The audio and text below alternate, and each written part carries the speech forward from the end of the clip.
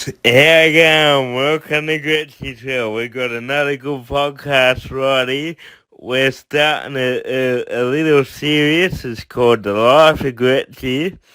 And there's going to be a fair few episodes all going for about half an hour. And there's going to be some funny stories and just the journey that I've had getting where I am today. So, don't forget to get on my YouTube channel, Gretty's World, and get on my Instagram channel and my Spotify podcast on Spotify. So my Instagram channel, that's a bit different. That's Gretty's World 69. That's number 69. You can get it walking and you can get it talking. You can get it when you go into the shop. You can get it when time runs out and you gotta stop. You can get it. You just gotta know where, who, when, and how. As a matter of fact, I just got it now. So, we're going back to February the 13th, 1990. What a day. The day the legend was born. So, with this cerebral palsy shit, I found out, I asked my mum to write down a few notes because I never really thought about how it all happened and whatnot, because I suppose didn't really bother me that much to find out. But when I thought I'd do this video, the life of Gretty, a legend, and I thought I'd get the whole story together so I can tell you some interesting stuff. So I'm gonna do a few episodes over the next month or couple of months or whatnot about my life and how I got here where I am today and all that. So we'll start with when I was born. So when I was still in the womb, all shit hit the fan, right?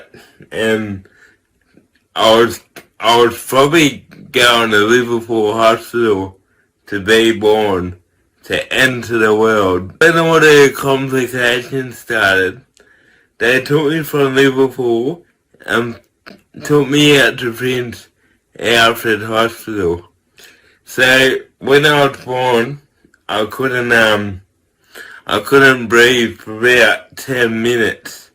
That's a long time to not breathe. So I thought about it and I thought, like, well, you don't breathe for a whole 10 minutes. That's like I died and come back, And I thought, wow, like, that's pretty good.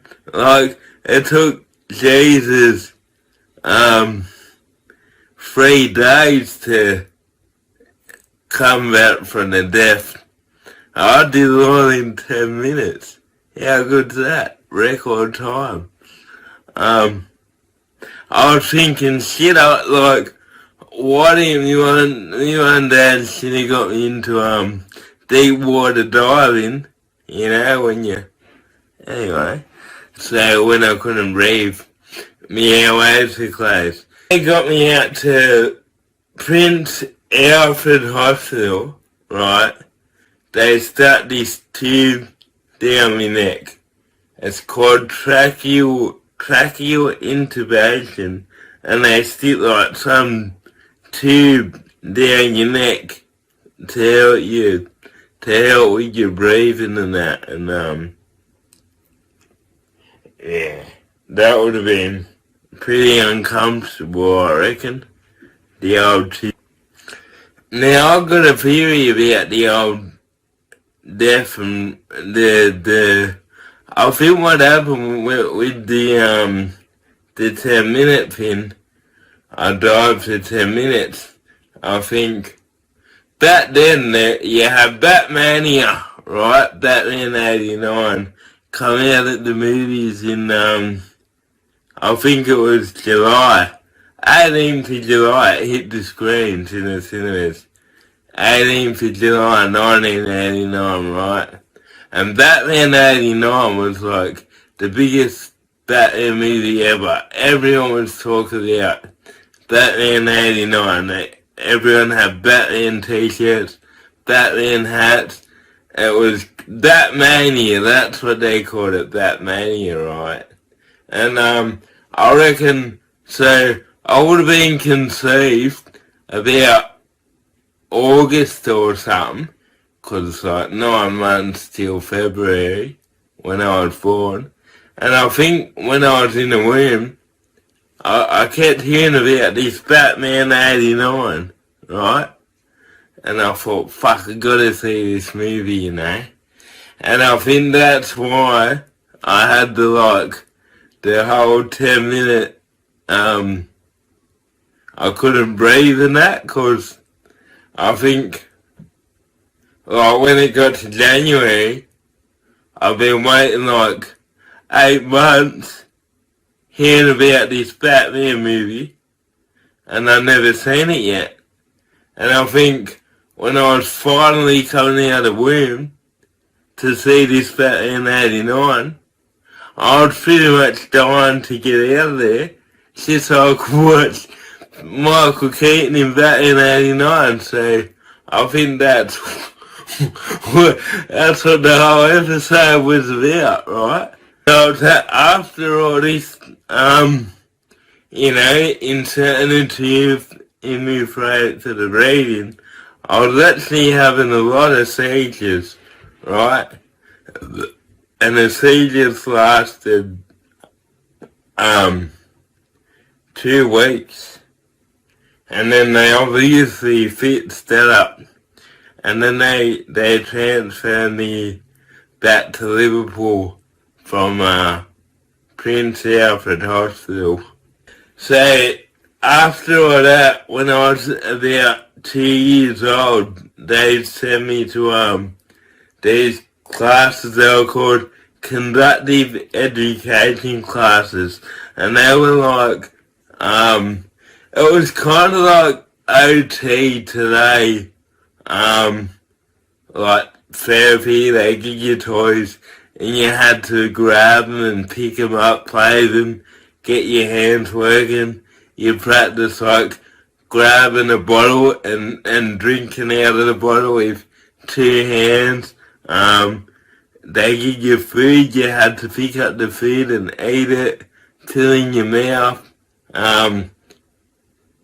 It was just like all these fun games that were to build your skills so you could live the day to day and kind of like learn later on to look after yourself a bit, eat and drink, and eventually like walk a bit more, get mobile and move around a lot better.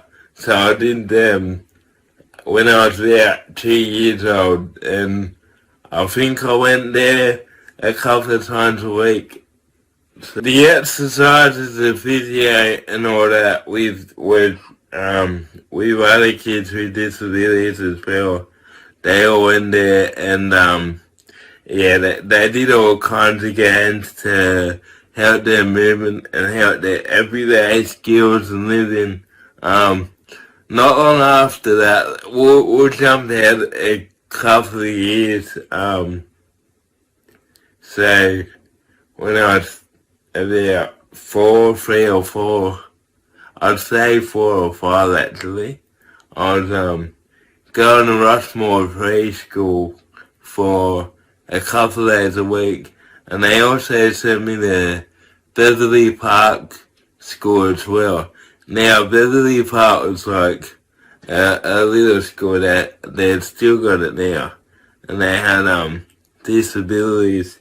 A lot of kids with disabilities go there. I think that's pretty much what this school is for. I remember going to Rossmore preschool, and just being around kids without disabilities, and I just felt like if I kept being around kids without disabilities, I felt like I could do more. I remember, and like I felt like I thought I could keep up with them, and I thought I could do what they do.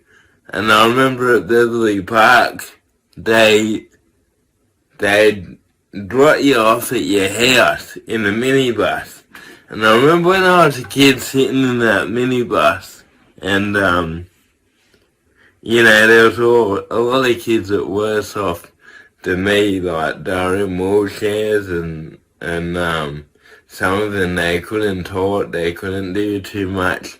And I remember being on that bus and getting home and thinking, you know, I don't think I really should be here. Like, I feel like, I remember being on that bus, getting off that bus one day, getting home and thinking, like, you know, I felt like I could do more than a lot of the other kids.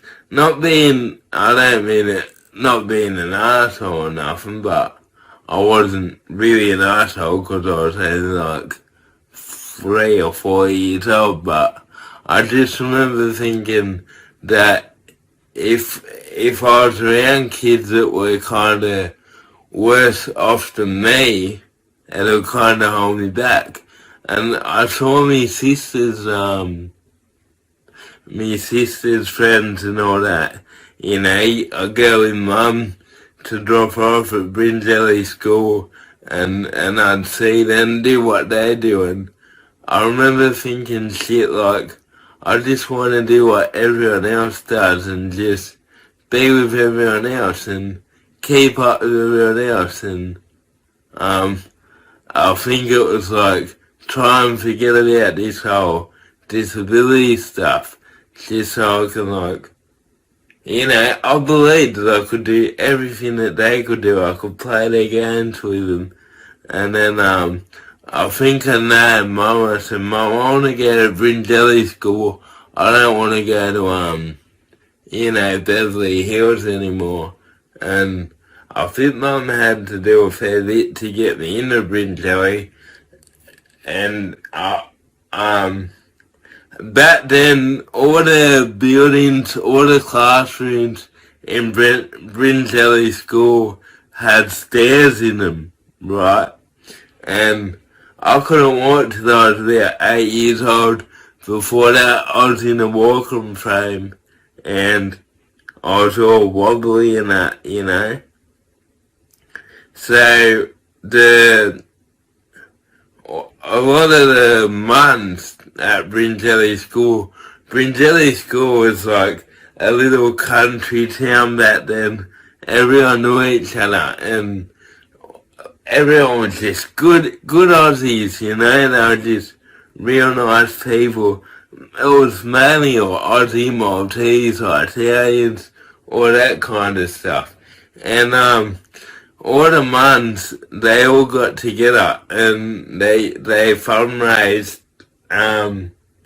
you know, from working in a canteen and all that. They organised all this fundraising at Bringelly School, so the school could build ramps for me, just for me, and by the time I got to Bringelly School, there was a ramp just about in every classroom in every building. If you go to Bringelly School, you'll see a long ramp going into the canteen. You'll see long ramps going in there just about every block on that school. And that was, yeah, all the months just fundraising for me to get there. So, yeah, it was a real good community. So we're at Bringelly School, right? the years of Bringelly School, the best years of my life. You know, it was a good Aussie school, you know, you sing Aussie songs, learn about Australia. I love Australia, you know, and I love Bringelly School. So, a lot of the kids in Bringelly School, I feel them pretty good there, you know. I remember they'd all have all the boys would get together and fight each other, mucking around, you know. You'd have a big, all in brawl, everyone would just jump in, dive in. And I remember when I was a kid, and I love fighting. So, on the ground there's about five boys on the ground just laying on the ground hitting each other and all that. And I just ran and dived in head first into this brawl going on. And fuck me, I'm throwing punches and all that, and I'm feeling hits in the head and punches everywhere, and oh shit, it was good. But I always wanted to be part of what the other kids are doing, you know. Even bull rush.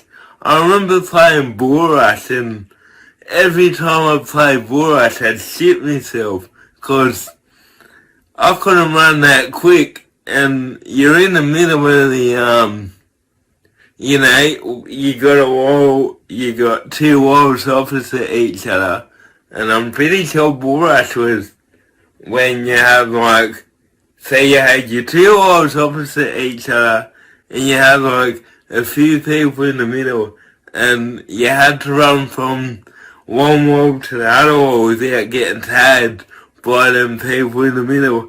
And I remember when I got picked to go in the middle to be the tagger, I used to shit myself because all these kids would be running at me, and I had no balance and all that, you know.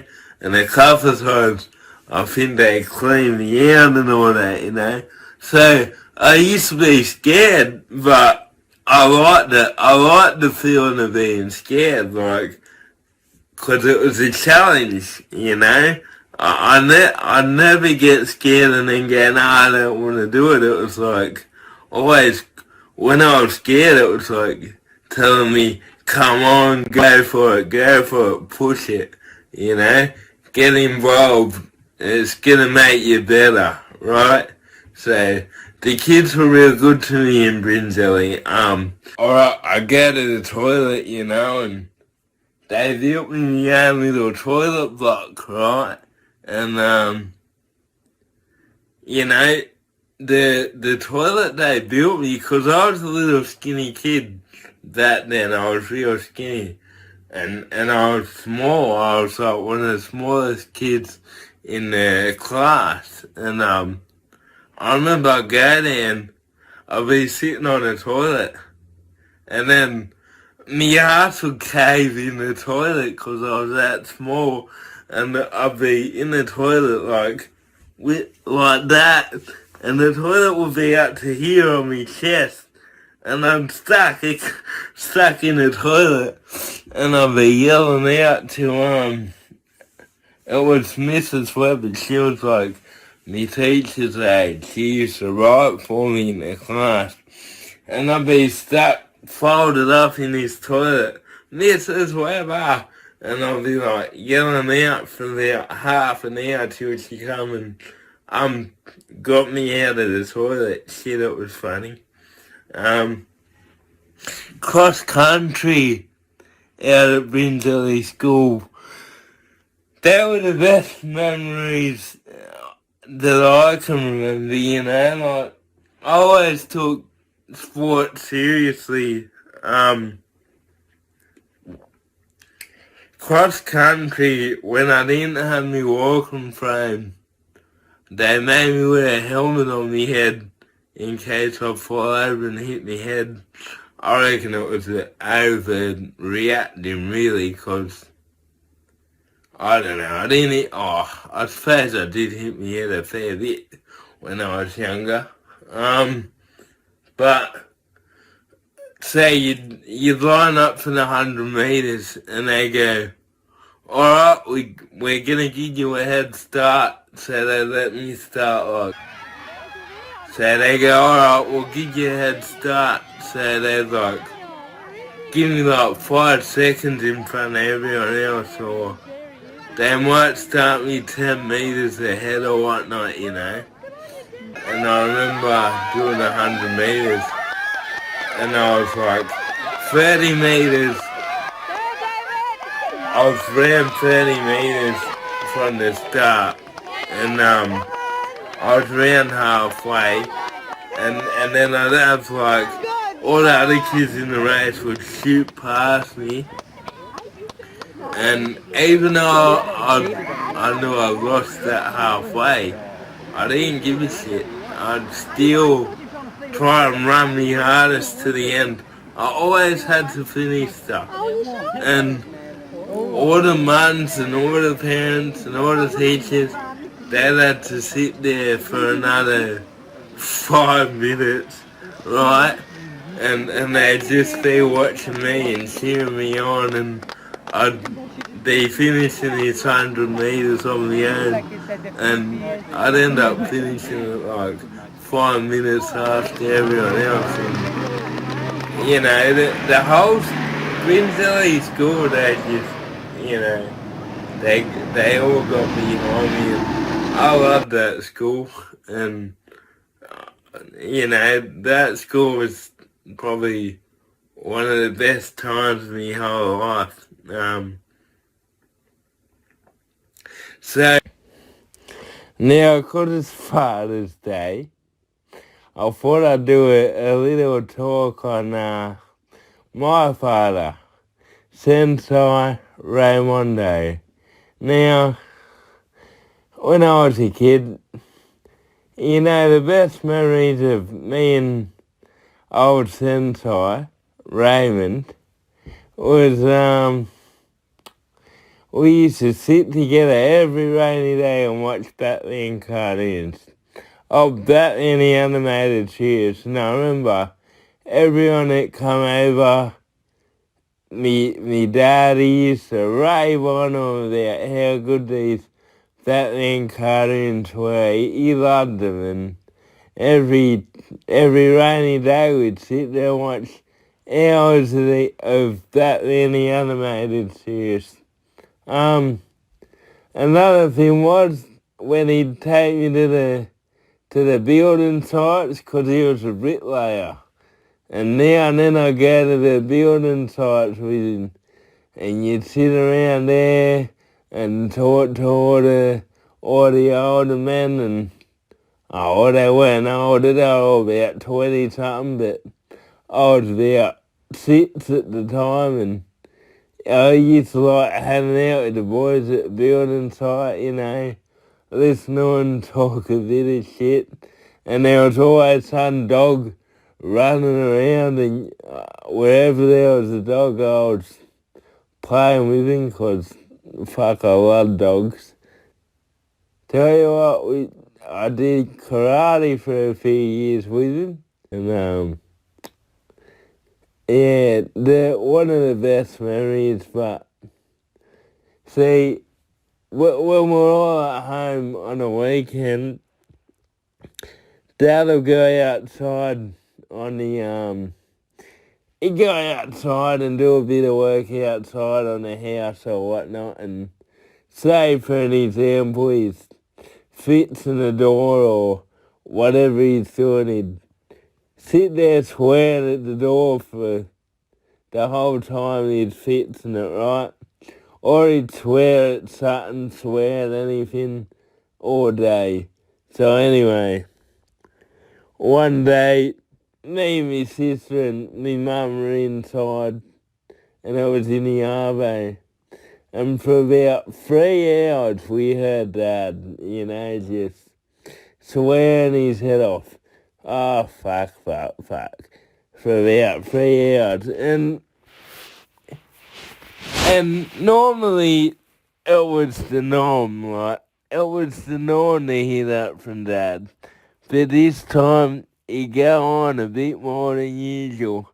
and he had that bit more meaning in his voice when he was swearing at whatever he was doing. So anyway, we said to me mum, we said, what's his problem? And Mum said, oh, he's going off as usual. We just ignore him. Anyway, we left him. We didn't go outside. About an hour later, Dad's called to the front veranda, and he's called us from the front veranda. What he's done, he was working on the side of the house, and he's working on the ladder on the side of the house, and he's fallen off the ladder. And that's why he was carrying on for about a couple of hours. And we're just going, oh fuck, it's just a normal day, Dad's going off again. But what he's done, he's broken his knee. And no one ended up going out there, so he had to crawl all the way to the front of the house to get our attention. And yeah, I think Mum took him to the hospital after that. That's a real funny story, that.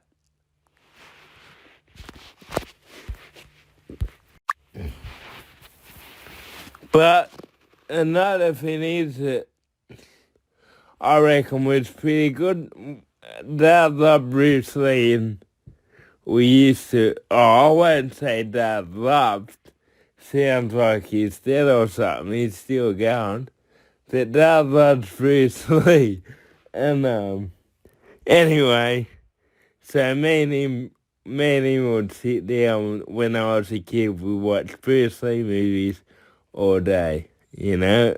Probably the only things we would watch together that we had in common was Bruce Lee or Batman the Animated Series, and we watched Bruce Lee movies, and then at the end of it,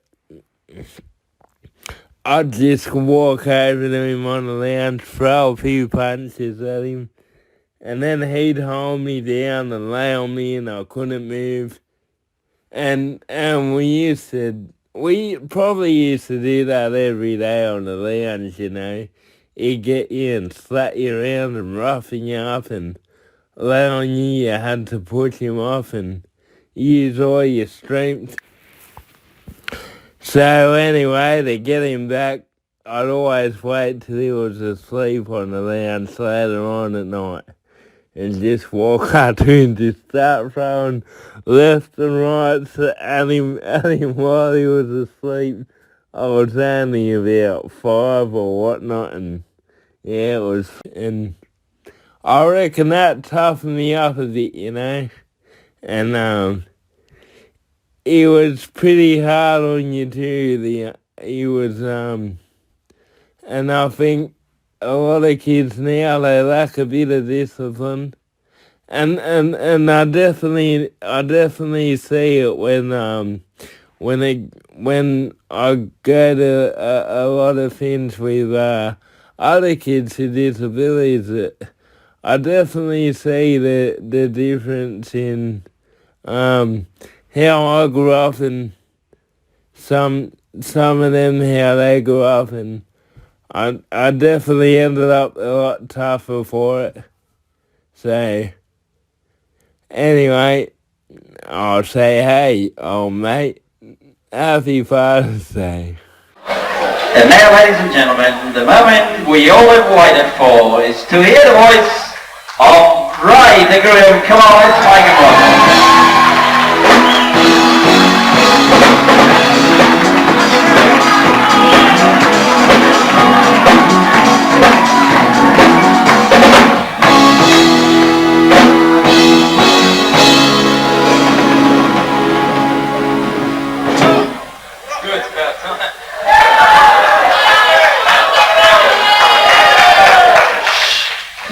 Seriously, give me a moment here. Don't mind just starting over. Now, I would really like to thank everybody here for coming. You've made my night. As well as of course, I'd like to thank my mother and father, and Joanne's mother and father, for this time. It's pretty hard up there. And all the bridesmaids and the grooms really done a good job. Tried their hardest to look their best. No, honestly, they've helped a lot. They've helped a lot, you know. Really can call the friends and be proud. And to my beautiful new wife. Well, my only wife, sorry. It was really been a pillar. I lean over a bit too much and she always holds me. Now she's been really good.